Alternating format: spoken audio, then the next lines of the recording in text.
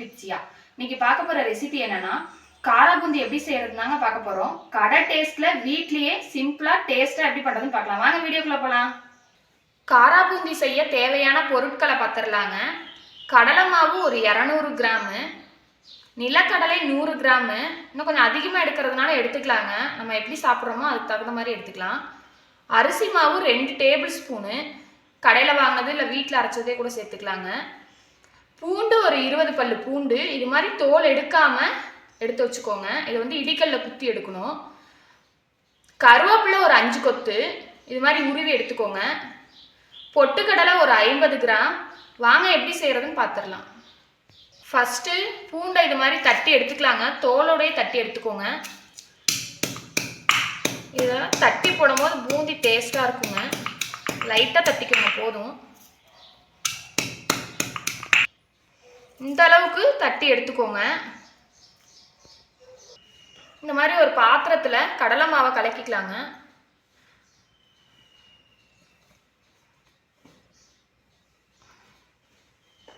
கடலை மாவு, இது அரிசி மாவு,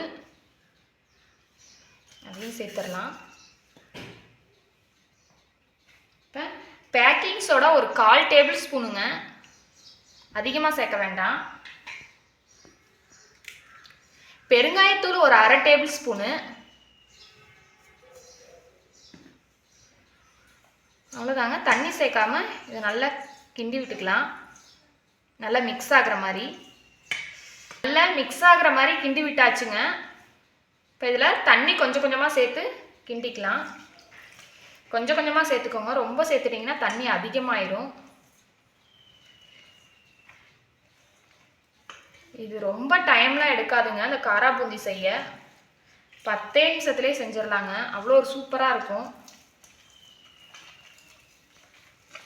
கடையிலலாம் வாங்குறத விட நம்ம வீட்டிலேயே செஞ்சிடலாம் சிம்பிளாக. இன்னும் கொஞ்சம் தண்ணி சேர்த்துக்கலாம்.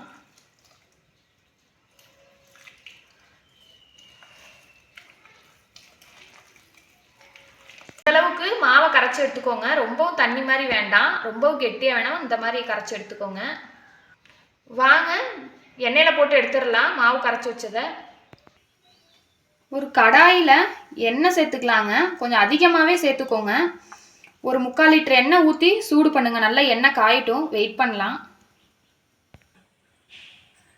எண்ணெய் காஞ்சிருச்சான்னு செக் பண்ணுறதுக்கு இந்த மாதிரி கொஞ்சமாக எடுத்து விடுங்க. பாருங்க, எண்ணெய் காஞ்சிருச்சு. போட்டதையும் மேலே வந்தால் எண்ணெய் காஞ்சிருச்சுன்னு அர்த்தம். எண்ணெயில் போடுறதுக்கு முன்னாடி, பூந்தியை போடுறதுக்கு முன்னாடி ஒரு 1/2 டேபிள் ஸ்பூன் உப்பு சேர்த்துக்கலாங்க. டேபிள் சால்ட்டு சேர்த்துட்டு நல்லா கிண்டி விடுங்க.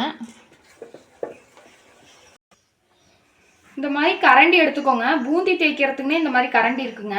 அதில் போட்டால் தான் பர்ஃபெக்டாக வரும். இதில் மாவை எடுத்து ஒரு குழிக்கரண்டியில் மாவு கரைச்சி வச்சுருக்கோம்ல, அதை ஒரு 2 கரண்டி ஊற்றிட்டு இது மாதிரி தேய்ச்சி விடுவோம். எண்ணெய் நல்லா காஞ்சதுக்கப்புறம் தேய்ச்சி விடுங்க. அப்போ தான் உப்பி வரும். அடுப்பையும் ஹை ஸ்பீடில் வச்சுக்கோங்க.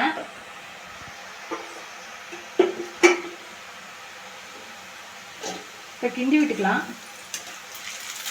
பிறகு நல்லா உப்பி வந்துருக்கு. கொஞ்சம் நல்லா செவக்கணுங்க.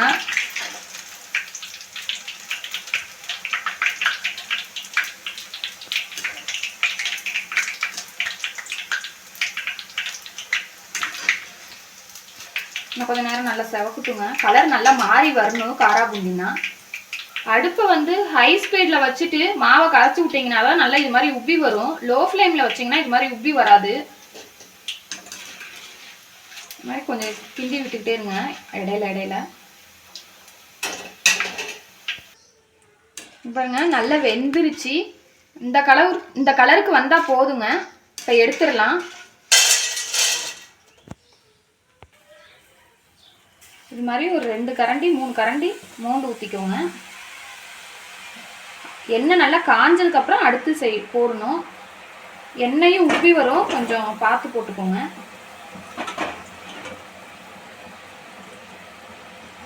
இந்த மாதிரி தேய்ச்சி விட்டுக்கோங்க.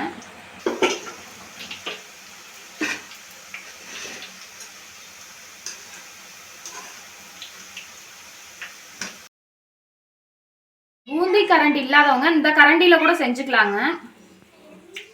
பாருங்க ஒரு கரண்டி குழிக்கரண்டியில் மாவு அள்ளி ஊற்றிக்கோங்க. அத்தி மெதுவாக நான் இது மாதிரி கிண்டி விட்டுக்கோங்க.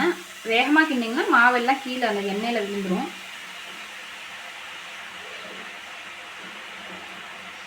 அவ்வளோதாங்க. இதுவும் ஈஸியாக தான் இருக்கும். இப்போ நிலக்கடலையை வறுத்துக்கலாங்க. இந்த மாதிரி கரண்டிலே போட்டுக்கோங்க. கீழே போட்டால் எடுக்கிறது கொஞ்சம் சிரமமாக இருக்கும்.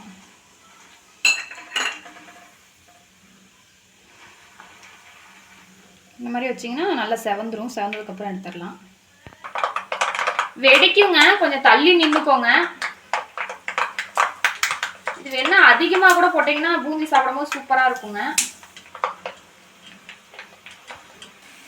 இந்த மாதிரி பண்ணிக்கோங்க கரண்டியில் போட்டு. அப்போ தான் நல்லா செவக்கும். கீழே இருக்கிறதும் எல்லாமே மேலே கீழே எல்லாமே கலந்து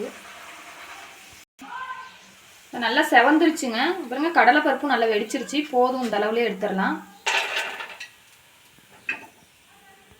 இப்போ பொட்டுக்கடலையே இதே மாதிரி கரண்டிலேயே போட்டுக்கலாங்க. போட்டு இந்த மாதிரி எண்ணெயில் வச்சுருங்க.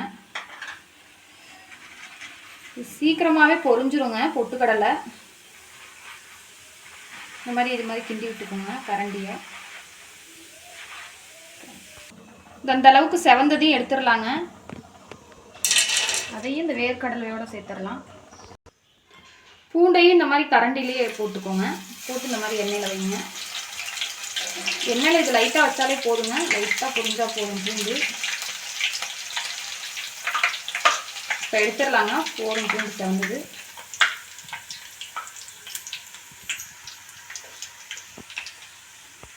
இப்போ கருவேப்பிலையை பொரிச்சு எடுத்துடுறாங்க. கருவேப்பிலை வந்து பொரியுங்க, கொஞ்சம் தள்ளி நின்றுக்கோங்க.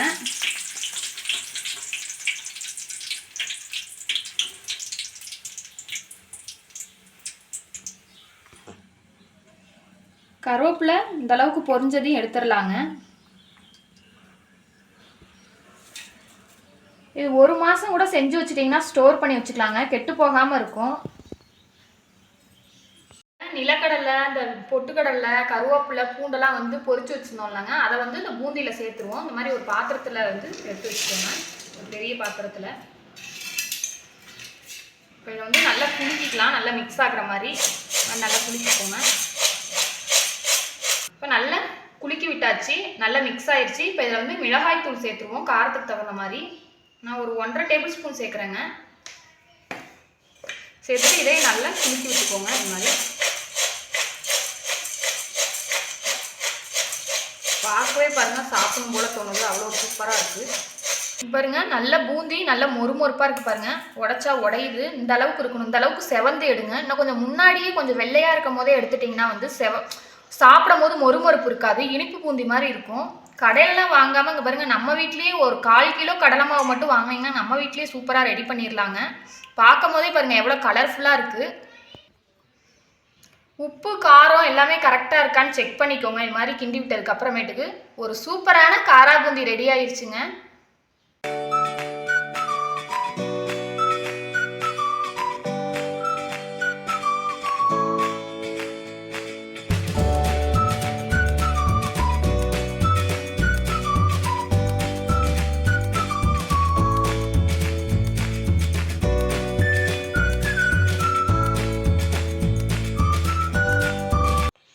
அவ்வளோதாங்க, காரா பூந்தி எப்படி பண்ணுறதுன்னு பார்த்தோம்.